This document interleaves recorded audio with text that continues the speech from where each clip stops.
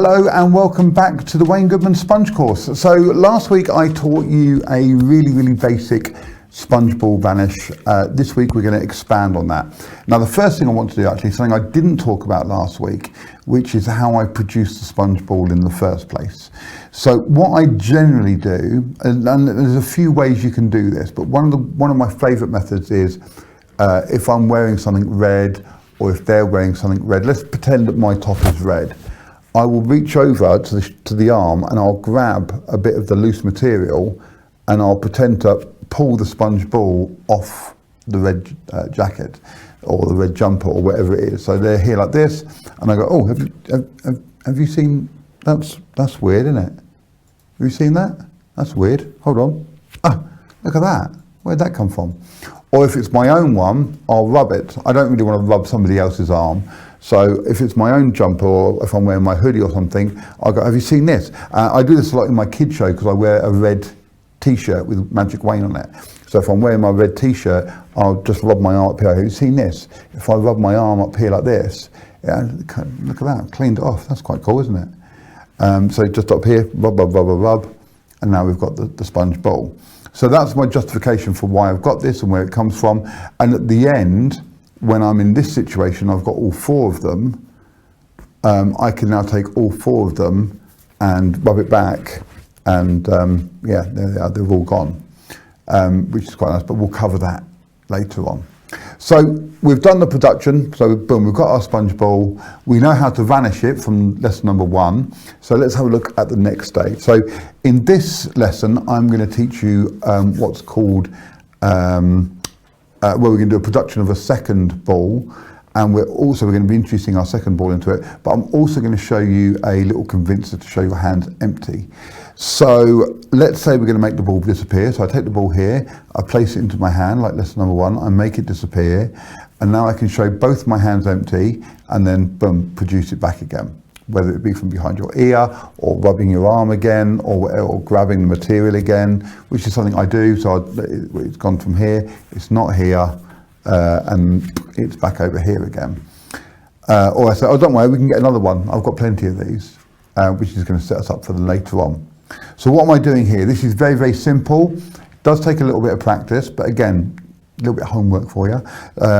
It doesn't take a lot of practice, and it is very simple. You've just got to cover your angles here a little bit. So, bless you, Jamie. So don't cut that. I want that in there, okay? So we've got the ball here. So I'm going to do the false transfer into the other hand, and I'm going to make it vanish. Now the ball at the moment, if you remember from last week, is just being held in my closed fist here. Now what I'll do now is I'll turn this hand over and I'll open it and I'll kind of grip it. It's almost like a thumb palm there now. So it's not going to drop when I open my fingers up. So it's here. I close my fists up, I blow on here, they blow on here, whatever, and you make it vanish. Now I will add one last thing that I didn't talk about last week, is the vanish with the hand here. I try and make this look as natural as I can, and how it would look if I was making it disappear. So it goes into this hand, I squeeze it, they blow on it, and then it's gone. And it's almost like it disappears bit by bit. It's not boom, gone, it's and it's gone, like so.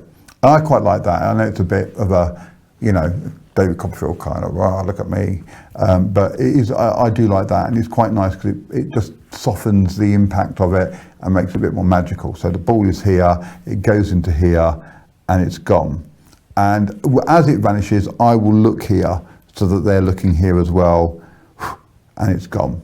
Now, I'm not going to give them much of a chance to get over the fact that the ball that they've just seen go in there has disappeared before I do the next move. So now I've moved the ball into this thumb clip here and I've opened my fingers up. So it was like this as it's vanishing, it's gone, and now I'm going to open my hand up as I come across and just wash.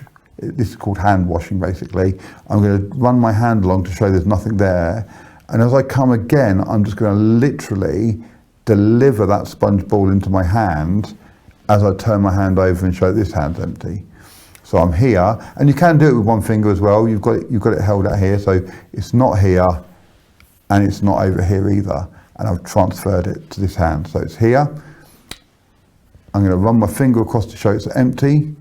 As I go to do the gesture again, I'm going to dump that ball there, turn both hands over and run this finger here. Now you can see it sticking out there. I wouldn't let that happen. So it's here, nothing here. And you can very easily, I didn't do it when I just did it, but it's very easy to, as you run your hand over here to do the turnover, to push it up into this part, this fleshy part underneath your thumb, so it doesn't flash over here. There's no flash there at all. So if I do it at speed, we put the ball in here, it's disappeared, it's not there, and then, yeah, so let me try, I've messed it up there, but yeah, so it's not there, and it's not there, and now I can reach behind the ear and put it out, or boom, and it's back again, which is a really nice second phase. So now we're in this position, we're ready to produce the second ball. And to do this, I need a little bit of misdirection. So let's just run through here again. So it's gone, it's not here, it's not here. I've got the ball palmed. I produced the ball, but it's over here, so I produced the ball back. And as I produce the ball back, now I tend to have the balls either in my jacket pocket here or my back pocket. And this is going to be important. Something else I'm going to talk about on here, you want to check out the video when it's available, called the lean. I'm going to talk about the lean, very, very cool little technique that you can use in your own performances. And I use the lean here a lot. I'm going to lean forward as I give it to them, and my right hand is going to drop back, and it's going to go into my pocket and steal the second ball, or into my back pocket and steal the second ball. And then I take the ball back, or I say place it back on my hand, and now I've got the second ball held out over here. Now I'm going to produce a second ball. Now there's a couple of ways you could do this. It depends on the situation I'm working in. If I'm standing up and I'm doing walkabouts, then I will do the tearing in half method. So there's a nice little gag which I use more with the second method, but anyway. So I show the ball here, and I'm going to bring my hand up, and I'm going to start twisting it round, and then I'm going to tear it right down the middle, and now we've got two. Okay, so what I've done here, I'm holding the ball here, this one's held out here. As my hand comes up, I'm going to squish them together like so, and then I'm going to start twisting, and that justifies this edge. So it's here, and if I come up and start twisting, and then I can pull it apart, I make it out like I'm ripping it, I can pull it apart, and then I let them expand, and now I've got two. So done at speed, so have a look at that ball for me. Okay, so it's just a sponge ball, but if I take it here and I twist it, I should be able to make two of them. Now, if I've got a table in front of me, I'll put it onto the table and I'll say to the person, have you ever seen the trick? Let's say it's a little boy or a teenager or a grown man. If it's a male, I'll go, have you ever seen the man or lady or whatever they are? Have you seen the person? Lie on the floor and get cut in half, or lie on the table and get cut in half.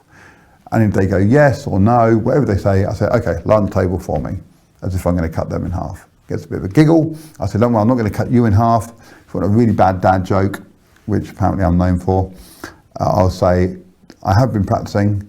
I've been practicing on my half sister. Okay, so I'm going to take the ball here, and again, I've got the ball held out in my hand.